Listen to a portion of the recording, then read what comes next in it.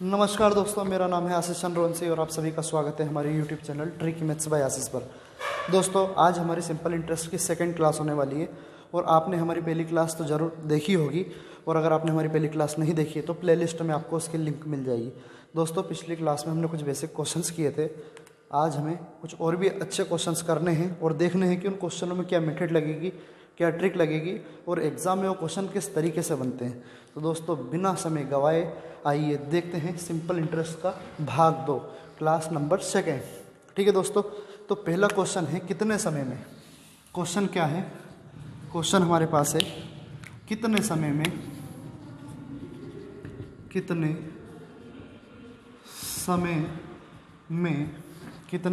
में 20% की दर से 20% की दर से मतलब 20% रेट ऑफ इंटरेस्ट दे रखी है यहाँ पे। 20% की दर से मूलधन, 20% की दर से ब्याज मूलधन का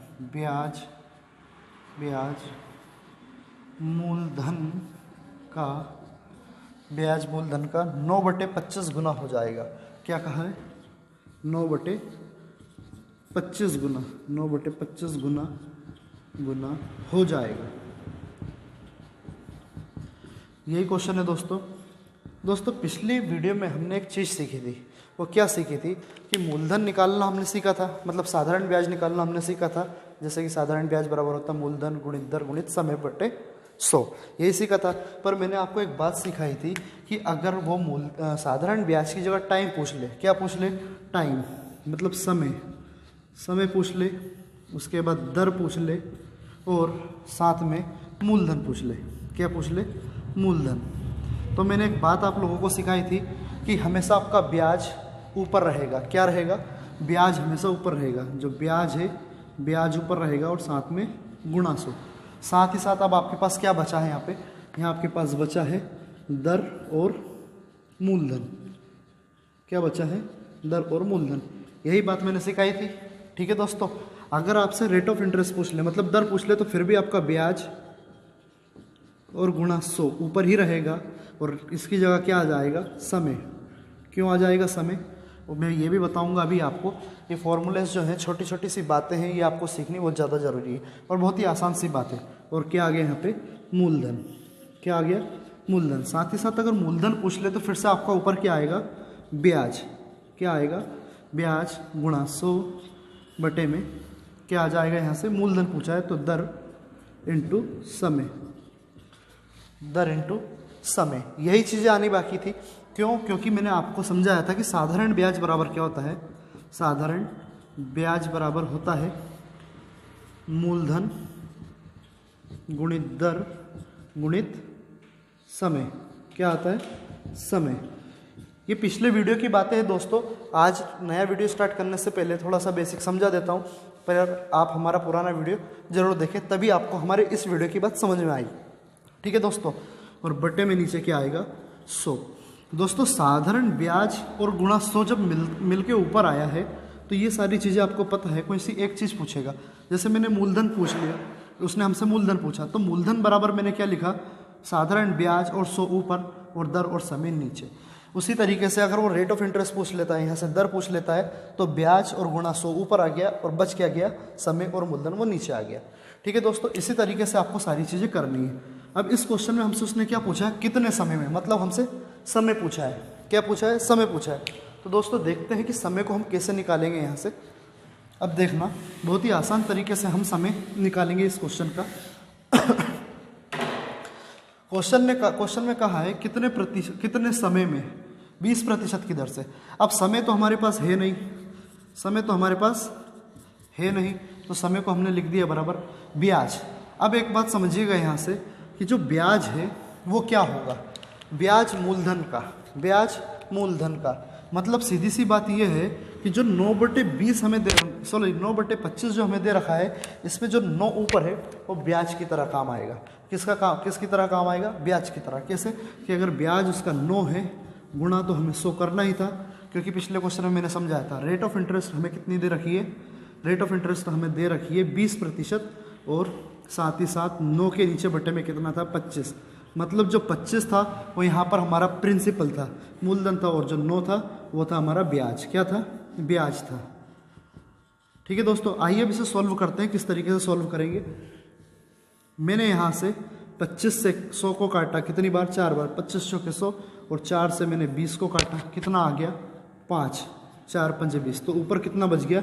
9/5। अब 9/5 या तो आपको ऑप्शन में 9/5 ही आंसर मिलेगा, या अगर उन्होंने इसको आगे भी सॉल्व किया होगा तो हम भी इसे आगे सॉल्व करेंगे। तो कैसे सॉल्व करेंगे? 5 से कम 5, कितने बच गए? यहाँ पे 4, भाग नहीं जा रहा है तो डैश लगा के 4 ऊपर और 5 नीचे, मतलब एक सही 4/5 हमारा क्या हो जाएगा? आंसर हो जाएगा। आई होप कि आपको ये मेरी बात समझ में आई होगी। और हमसे समय पूछा था तो हमारा टाइम निकल के यहाँ से आ गया है। देखते हैं नेक्स्ट क्वेश्चन, उसमें किस तरीके का अप्रोच रहेगी, किस तरीके से उसे सॉल्व करेंगे। नेक्स्ट क्वेश्चन क्या है हमारे पास? नेक्स्ट क्वेश्चन है, कितने प्रतिशत साधारण ब्याज की दर से मूलधन, कितने प्रतिशत, कितने प्रतिशत साधारण, कितने प्रतिशत साधारण ब्याज की दर से, साधारण ब्याज की दर से, कितने प्रतिशत साधारण ब्याज की दर से, कितने प्रतिशत साधारण ब्याज की दर से ब्याज, ब्याज मूलधन का, ब्याज मूलधन का, मूलधन का 16/25, 16/25 गुना हो जाएगा। 16/25 गुना हो जाएगा। और भी क्वेश्चन आगे, 16/25 गुना हो जाएगा जबकि दर व समय संख्यात्मक रूप से समान हो, जबकि दर व समय संख्यात्मक रूप से समान हो, समान हो। दोस्तों, दर व समय संख्यात्मक रूप से समान हो, मतलब कहने का मतलब ये है कि अगर दर अगर 12% है तो समय भी उसका 12 साल ही होगा। ठीक है, तो ब्याज मूलधन का कितना होगा? तो सीधी सी बात है, हमारे पास यहाँ से ब्याज कितना निकल के आ जाएगा। एक इक्वेशन हमारे सामने दे रखी है, उसने 16/25, तो 16 जो नीचे आ रहा है उसे आप प्रिंसिपल मान लीजिए और ऊपर आने वाली संख्या को आप ब्याज मान लीजिए और क्या कर दीजिए, सीधा गुणा 100 से। अब मैंने 25 से 100 को काटा 4 बार, कितना आ गया यहाँ से? 16 चौके 64। अब आप मुझे इतना सा बताइए कि ऐसी कौन सी दो संख्याएं हैं जिनका गुणा करने पर 64 आता हो, आपस में गुणा करने पर 64 आता हो। तो सीधी सी बात है, आप कहेंगे 8 8 64, मतलब 8 और 8 का अगर आप गुणा करोगे तो आपको 64 मिल जाएगा। तो आप एक में प्रतिशत लगा दीजिए। क्या पूछा था? संख्यात्मक रूप से दर और समय। तो आपका जो 8 आ जाएगा दर और 8 ही आ जाएगा क्या? समय, मतलब 8 साल, 8 ईयर। आई होप कि आपको क्वेश्चन समझ में आया होगा। बहुत ही आसान सा क्वेश्चन था और बहुत ही अच्छे से इसकी ट्रिक थी। 16/25 हमें दिया हुआ था मूलधन, और मूलधन इसमें से क्या निकल गया? 25 हमारा मूलधन हो गया। 16 हमें क्या मानना है? यहाँ पर ब्याज मानना है। क्या मानना है? 16 हमारा ब्याज हो गया, गुणा 100। इससे हमने क्या मिला? हमें आगे चलकर 64 मिला, और 64 को हमने 2 बराबर भागों में डिवाइड किया। कैसे? ऐसी कोई सी दो संख्या होनी चाहिए जिनका आपस में गुणा करने से 64 आता हो। तो 8 और 8 का आप जब गुणा करेंगे तो आपको 64 मिलेगा। मतलब उसने खुद हमसे कहा था संख्यात्मक रूप से समान होना। संख्यात्मक रूप से समान मतलब रेट भी वही होगी और समय भी वही होगा। तो इससे आसान ट्रिक इसके लिए हो नहीं सकती। आई होप कि आपको हमारा ये क्वेश्चन समझ में आया होगा। इसी तरीके से एक और क्वेश्चन करते हैं। ये यहाँ से निकली थी हमारी रेट और यहाँ से निकला था टाइम। उसी तरीके से एक और क्वेश्चन हमारे पास दे रखा है, उसे भी सोल्व करते हैं। क्वेश्चन कह रहा है कितने प्रतिशत साधारण ब्याज की दर से, साधारण ब्याज की दर से ब्याज मूलधन का 9/25 गुना, ब्याज मूलधन का 9/25 गुना। अब इसमें कोई ज़्यादा चेंजेस नहीं करना है तो गुना हो जाएगा, जबकि ब्याज की दर संख्यात्मक रूप से समान होनी चाहिए, जबकि दर व समय संख्यात्मक रूप से समान होनी चाहिए। तो सीधी सी बात, हमने यहाँ पे एक चीज़ की थी कि जो ऊपर वाली संख्या आई थी हमारे पास 9, दोस्तों ये ऊपर वाली संख्या को हम ब्याज क्यों मान रहे हैं? ये बात मैंने पिछले वीडियो में अच्छी तरीके से सिखाई थी, तो आप जाके हमारा पिछला वीडियो ज़रूर देखें। तो सीधी सी बात क्या है कि 9/25 जो हमारा चल रहा है, नीचे आ गया हमारा प्रिंसिपल, ऊपर क्या है ब्याज। फिर मैंने 100 से इसमें गुणा किया, क्यों? क्योंकि मैंने अभी आपको सिखाया था ब्याज गुणित 100 हमेशा साथ में ही आएगा। ठीक है दोस्तों, तो वही चीज़ मैं फिर से यहाँ पे कर रहा हूँ। नीचे जो दे रखा है वो हमारे पास प्रिंसिपल है, ऊपर दे रखा है वो हमारे पास ब्याज है। 25 से मैंने काटा कितनी बार? 100, 4 बार, और 9 का गुणा 4 में 36। अब मुझे बताइए कि 36 ऐसी कौन सी दो संख्या बताइए जिसमें 36 आपस में गुणा करने पर उनका उत्तर 36 आता हो। तो आप कहोगे कि सर पहली संख्या हो गई 6 और दूसरी संख्या भी 6। क्यों 6 और 6 ही क्यों लिया हमने? क्योंकि क्वेश्चन में उसने हमसे कहा है संख्यात्मक रूप से समान हो। तो क्या समान हो? दर व समय। तो पहला जो हमारी रेट ऑफ इंटरेस्ट होगी वो आ जाएगी 6%, और टाइम जो होगा वो आ जाएगा हमारा 6 साल। कितना? 6 साल। तो यही हमारा क्वेश्चन होगा। बहुत ही आसान से इसकी मेथड है, इसमें कुछ नहीं करना है। पहले वाली जो संख्या, ऊपर वाली संख्या दे रखी है उसे आप ब्याज मान लीजिए, और नीचे वाली संख्या को मूलधन मान लीजिए। आपका क्वेश्चन आसानी से सोल्व हो जाएगा। इससे आपका बहुत ही ज़्यादा समय बचेगा और एग्ज़ाम में हमें बहुत ही ज़्यादा समय बचाना पड़ता है। तो समय बचाएंगे तो कुछ एक्स्ट्रा क्वेश्चन कर पाएंगे। आई होप कि आपको मेरी बातें समझ में आ रही होगी, और अगर आपको मेरा वीडियो पसंद आ रहा हो तो please like, share and subscribe करते रहें। देखते हैं आगे कि कौन सा क्वेश्चन है हमारे पास और वो क्वेश्चन क्या कहता है। ठीक है दोस्तों, साथ ही साथ अपने सभी सोशल मीडिया ग्रुप्स में हमारे लिंक को शेयर कर दीजिएगा, क्योंकि ये वीडियो उन लोगों के लिए भी बनाया जा रहा है जो घर से बैठ के तैयारी कर रहे हैं या कोई सी कोचिंग अफोर्ड नहीं कर सकते, तो उनको भी इस चीज़ का बेनिफिट हो सके। अब देखते हैं क्वेश्चन। रवि द्वारा कुछ धनराशि 11% वार्षिक दर से उधार दी गई। क्वेश्चन क्या है? अब थोड़ा अच्छा सा क्वेश्चन लिखते हैं। रवि द्वारा कुछ धनराशि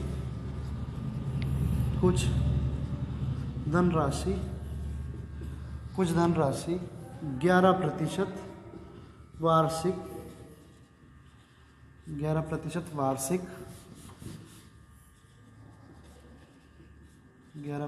वार्षिक दर से उधार 11% वार्षिक दर से उधार दी गई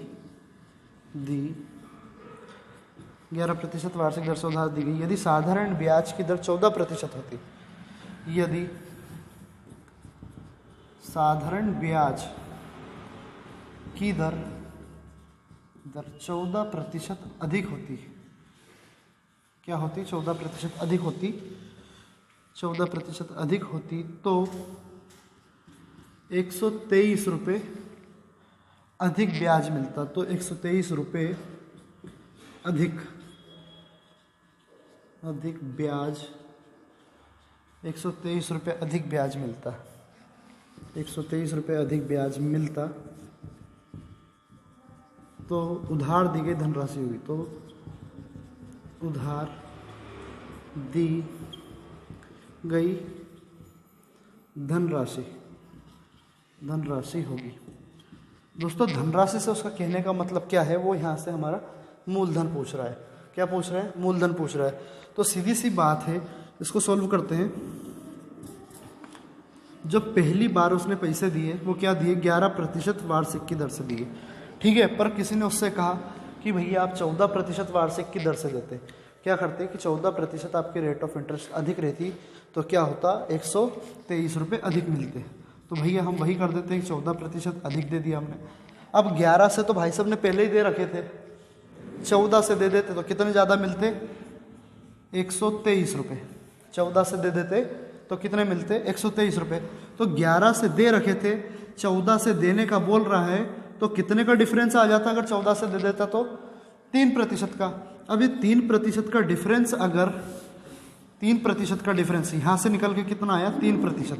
अब ये 3% का डिफरेंस अगर 123 है तो 1% का डिफरेंस कितना हो जाएगा? 1% बराबर क्या हो जाएगा? 123 बटे में 3 लिख सकता हूँ। 123 बटे 3 लिख सकता हूँ। तो 3 से मैंने 12 काटा, कितनी बार? 4 बार, और 3 एकम 3, टोटल कितना आया? 41। जब 1% की वैल्यू जब 1% की वैल्यू यहाँ से 41 आई है तो 100% की वैल्यू कितनी हो जाएगी, 100% की वैल्यू कितनी हो जाएगी, 41 गुणित 100 मतलब कि 4100 रुपये। तो दोस्तों ये 4100 रुपये जो क्या होगी, उसकी धनराशि होगी, उसका मूलधन होगा। सिर्फ आपको इतना सही करना है। एक बार और समझा देता हूँ। भाई ने 11% की दर से तो दिए थे, फिर किसी ने उससे कहा कि आप 14% की दर से देते तो आपको 123 रुपये अधिक मिलते। ठीक है, तो 11 से देने के बाद अगर उन्होंने 14 से देते तो कितने प्रतिशत का डिफरेंस आता, 3% का डिफरेंस आता। तो ये 3% का डिफरेंस मतलब कि 3% कितने, अगर 3% और ज़्यादा हो जाते, 14% अधिक ज़्यादा हो जाते तो कितने रुपए मिल जाते, 123। मतलब 11 थे, 14 कर दिए तो 123 मिल गए। तो 3% बराबर कितने, 123। तो 1% की वैल्यू कितनी निकल के आई, 41। और सीधी सी बात, प्रतिशत, profit and loss percentage, profit and loss percentage, SICI, सभी में एक बात हमेशा मान के चलनी है कि बात होती है हमेशा 100% के ऊपर। मतलब कि बात हमें जो भी करनी है वो सीधी 100% पर ही करनी है। कैसे, प्रतिशत में हमें देखना है कि 100 के ऊपर 10% की वृद्धि तो कहाँ पहुँचेंगे, 110 के ऊपर, और 100 पे 10% की कमी तो कहाँ पहुँचेंगे, 90 पर। कहाँ पहुँचेंगे, 90 पर। उसी तरीके से बात क्या हुई थी कि 1% की वैल्यू मैंने निकाली 41, तो 100% की वैल्यू कितनी हो जाएगी, 41, क्योंकि 41 में आप सीधा 100 का गुणा कर दीजिए। आई होप कि आपको ये मेरा क्वेश्चन समझ में आया होगा। देखते हैं इसके बाद वाला क्वेश्चन क्या होगा।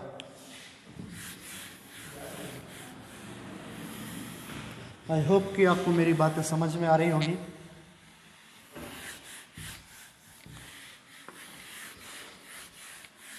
मोहन द्वारा कुछ धनराशि, मोहन द्वारा, क्वेश्चन है, मोहन द्वारा कुछ धनराशि, मोहन द्वारा कुछ धनराशि 7% वार्षिक, वार्षिक का मतलब होता है ईयरली, वार्षिक दर से उधार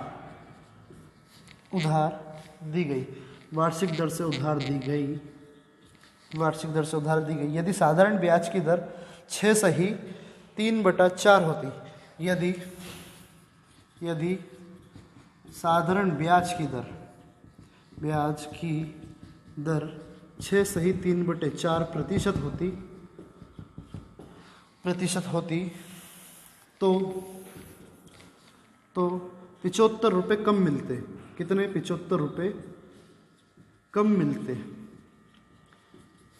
मिलते तो धनराशि क्या होगी, तो मिलते तो धनराशि क्या होगी, तो धनराशि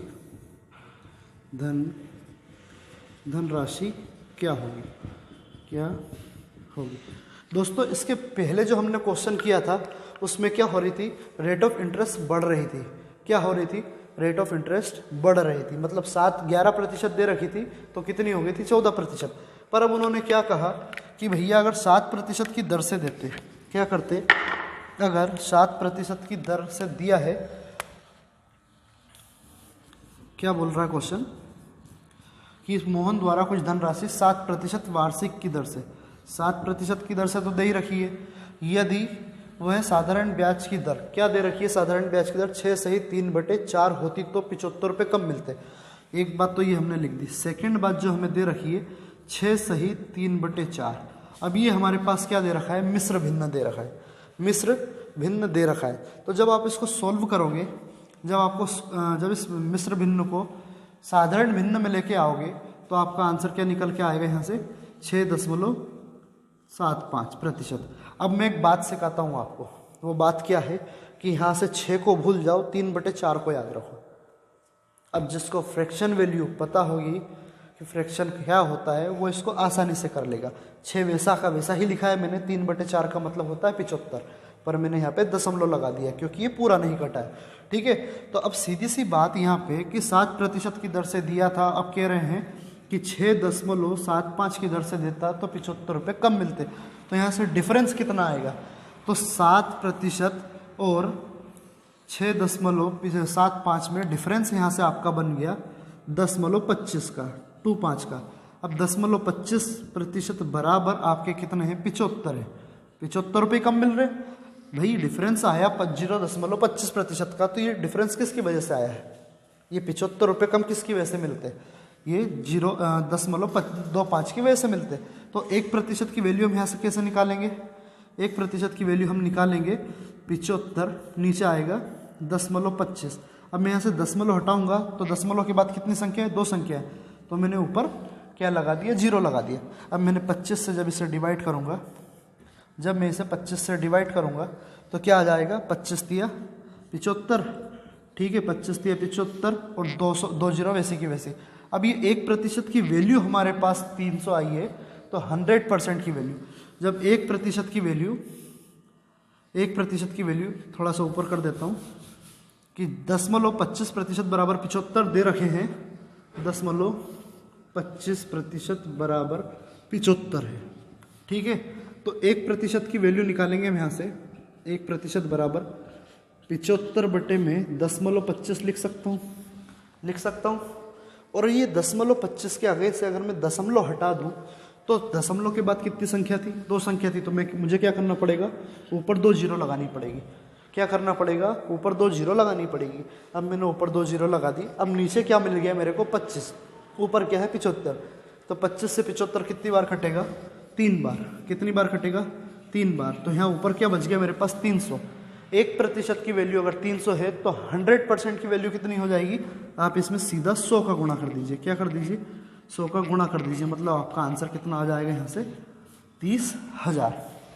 आई होप कि आपको मेरी ये बात समझ में आई होगी। देखते हैं नेक्स्ट क्वेश्चन क्या कहता है।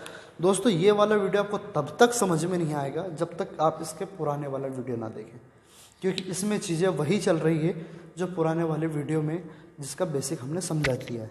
और बेस अगर आपका क्लियर नहीं है तो इस वीडियो में मैं चाहे कुछ भी पढ़ाऊँ आपको समझ में नहीं आने वाला। तो आप पुराना वीडियो ज़रूर देखें। और अगर आपने हमारा पुराना वीडियो देखा है और उसके बाद अब ये वाला वीडियो देख रहे हैं और लग रहा है कि आपको कुछ सीखने को मिल रहा है, तो please like share and subscribe जरूर करें। ठीक है दोस्तों, अब देखते हैं नेक्स्ट क्वेश्चन क्या है। नेक्स्ट क्वेश्चन देखना है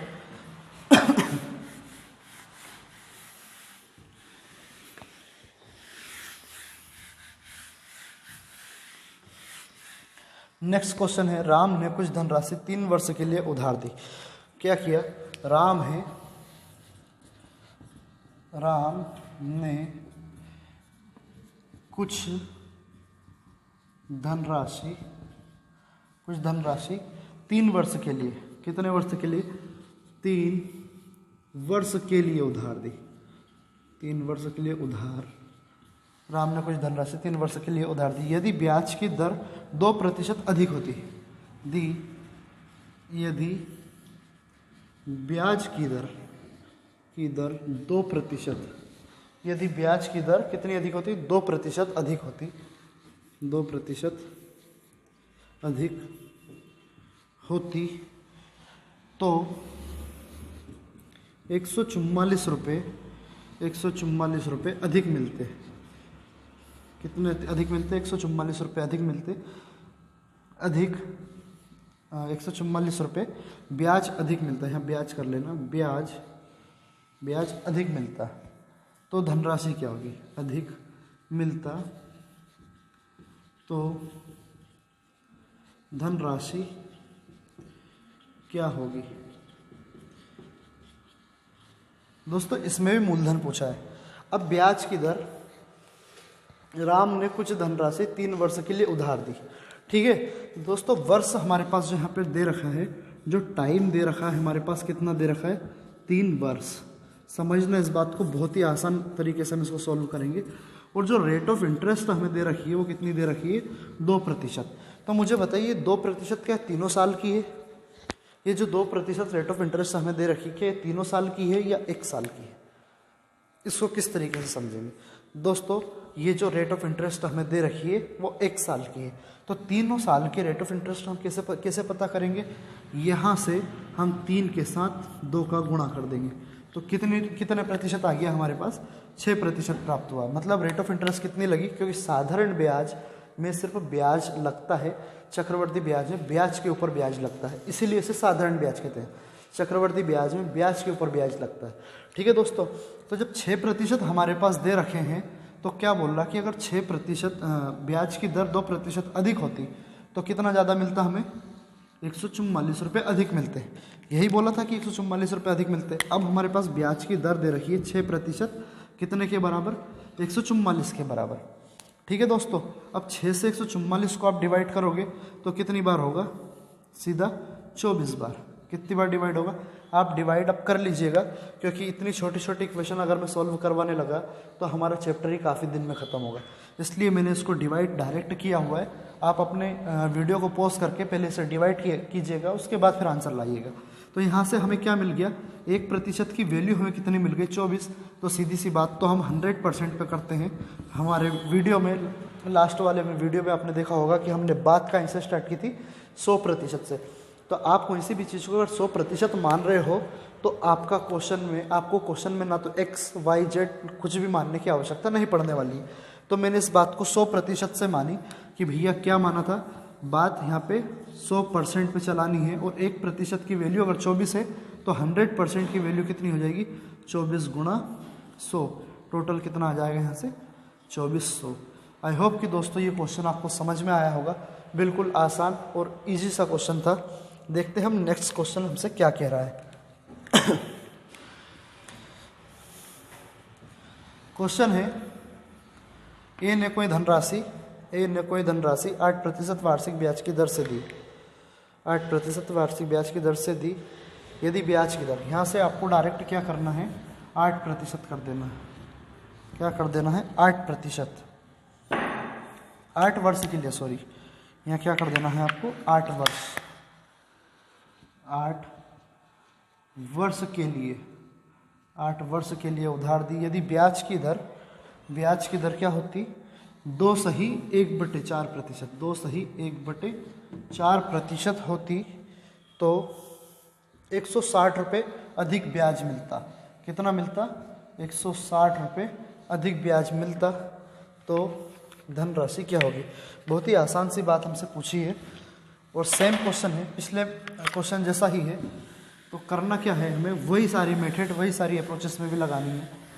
क्या कहा है, सबसे पहले तो हमें क्या करना है कि जो रेट ऑफ इंटरेस्ट दे रखी है हमारे पास, जो दर दे रखी है वो 4/2/4 दे रखी है। क्या दे रखी है, 2/1/4 दे रखी है। तो 4 का पहाड़ा मैंने 2 बार पढ़ा, कितना आया, 8 और ऊपर 9/4। अब रेट ऑफ इंटरेस्ट तो हमारे पास क्या है, 9/4 है, और वर्ष कितने दे रखे हैं हमारे पास, 8। तो अभी हमने क्या किया था कि जो रेट ऑफ इंटरेस्ट दे रखी है 9/4, ये कितने वर्ष की है, यही पिछले क्वेश्चन में हमने किया था। कितने वर्ष की है, ये 1 वर्ष की है। पूरे टोटल 8 वर्ष की नहीं है, ये 1 वर्ष की। तो सबसे पहले हमें 8 वर्ष की रेट ऑफ इंटरेस्ट निकालनी है। तो जो हमारे पास टाइम दे रखा है वो दे रखा है 8 ईयर। तो रेट ऑफ इंटरेस्ट पूरी कैसे निकालेंगे, 9/4 गुणा ऊपर 8। ठीक है, 2 से 8 कितनी बार कट गया, 4 से 8 कितनी बार कट गया, 2 बार। टोटल कितना आ गया, 9 दूनी 18। तो रेट ऑफ इंटरेस्ट यहाँ से क्या निकल के आई, 18। तो जब रेट ऑफ इंटरेस्ट 18 है तो उसने क्या करा कि भाई अगर रेट ऑफ इंटरेस्ट आपकी 2/1/4 होती तो ब्याज आपको कितना मिलता 160। तो वो 1 साल की थी, अब हमने 8 साल की निकाल ली। जब 8 साल की हमें पता चली कि 18 रेट ऑफ इंटरेस्ट है तो हमें पैसे कितने मिलते, तो 160 मिल रहे थे। तो 1% की वैल्यू के लिए हमें क्या करना है, 160/18।